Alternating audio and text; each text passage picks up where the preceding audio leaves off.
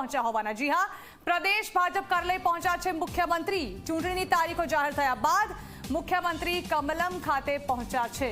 ઉલ્લેખનીય છે કે ત્રીજા ફેઝમાં જે મતદાન યોજાવાનું છે એટલે કે 7મી મે, ત્યારે ગુજરાતના લોકસભાની તારીખો જાહેર કરવામાં આવી છે। તેમાં ગુજરાતનું મતદાન જે છે તે 7મી મે યોજાવાનું છે। ત્યારે ચૂંટણી તારીખોની જાહેરાત થતાની સાથે જ મુખ્યમંત્રી ભૂપેન્દ્ર પટેલ જે છે તેઓ કમલમ ખાતે પહોંચ્યા છે। 22 જેટલા ઉમેદવારો ભાજપે જાહેર કરી દીધા છે અને હવે માત્ર 4 બેઠકોના ઉમેદવારો ભાજપ દ્વારા જાહેરાત કરવાની બાકી છે।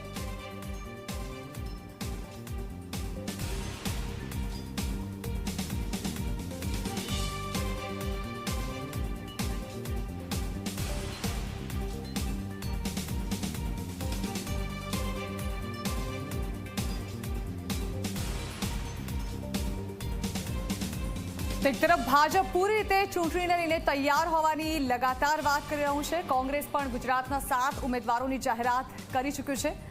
ત્યારે જે તારીખોની રાહ જોવાઈ રહી હતી, આખરે એ તારીખોની જાહેરાત આજે ઇલેક્શન કમિશન દ્વારા કરી દેવામાં આવી છે અને આ સાથે જ આચારસંહિતા પણ લાગુ થઈ ગઈ છે। ત્યારે આ અંગે ચર્ચા શરૂ કરવા જઈ રહ્યા છે।